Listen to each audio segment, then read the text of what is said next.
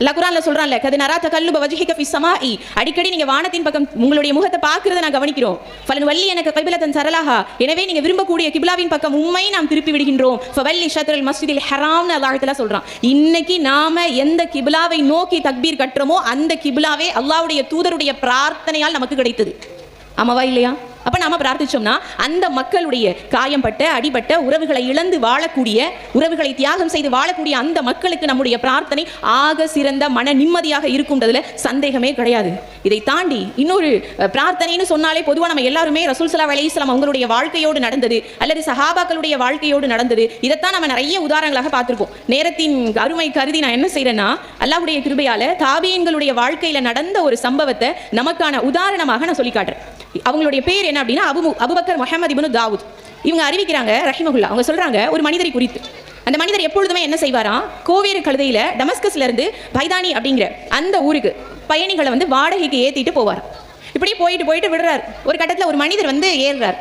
ஏறின உடனே அந்த மனிதர் சொல்றாரு, எப்பயும் போகக்கூடிய அந்த பாதையில போகாம வேற பாதைக்கு போக சொல்றாரு. அந்த பாதையில போங்கன்னொடனே இந்த கோவேறு கழுதையில கூட்டிட்டு போவார் இல்லையா, எப்பொழுதுமே அவர் சொல்றாரு, எனக்கு அது வழி யாருமே இல்லாத ஒரு பாதை, என்னால் போக முடியாதுங்கும் போது, இல்லை நான் உங்களுக்கு வழி காட்டுறேன் போங்க அப்படிங்களாம். இவரும் பிரயாணம் செஞ்சு போகிறாங்க, ரெண்டு பேரும். யாருமே இல்லை, நிறைய பிணங்கள் அந்த இடங்கள்ல கிடக்கு. அப்போ இவர் உள்ளுக்குள்ள அவருடைய எண்ணம் வேறுபடுது.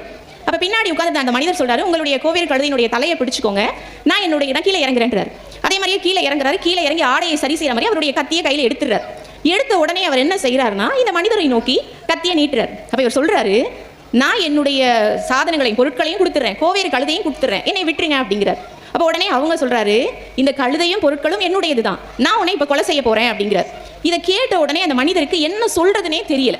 அப்போ அவர் சொல்றாரு, எனக்காக 2 ரக்காயத்துகள் தொழுவதற்கு அனுமதி கொடுங்க அப்படின்னு.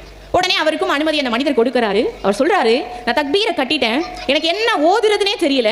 அப்ப குர்ஆன்ல இருந்து ஒரு வசனம் வரும் இல்லையா, அம்மா யுஜீபுல் முஸ்தர்ர இது தஆ வ யக்ஷிஃபு ஸூஅ வ ஜஅலகும் அப்படிங்கிற 27வது அத்தியாயத்தினுடைய ஒரு வசனத்தை ஓதுறார். அதனுடைய அர்த்தம் என்ன? துயரங்களுக்கு உள்ளானவர்கள் இறைஞ்சும் போது அவருடைய இறைஞ்சுதலை கேட்டு பதிலளிப்பவன் யார், அவருடைய அந்த துயரத்தை களைபவன் யார் அப்படிங்கிற அந்த வசனத்தையே மறுபடியும் ஓதுறார். இதுக்கிடையில கத்தியை காட்டின மனுஷன் சொல்றாரு, நீ சீக்கிரமா முடி அப்படின்னு சொல்றாரு. இவரும் முடிச்சிடறார். தொழுகையை முடிச்ச உடனேயே வேகமாக அந்த ஆள் அரவமற்ற யாருமே இல்லாத அந்த இடத்துல இருந்து குதிரையிலிருந்து ஒரு வீரன் வேகமாக கத்தியை காட்டி அந்த மனிதரை கொலை செய்கிறார்.